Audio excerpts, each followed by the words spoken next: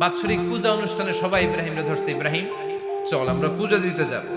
সাইয়েদনা ইব্রাহিম ফানাযারা নাযরাতান ফিন নুজুম, তাকালেন আকাশে আর বললেন ইন্নী সাকিম, আমি যেতে পারবো না, আমি অসুস্থ।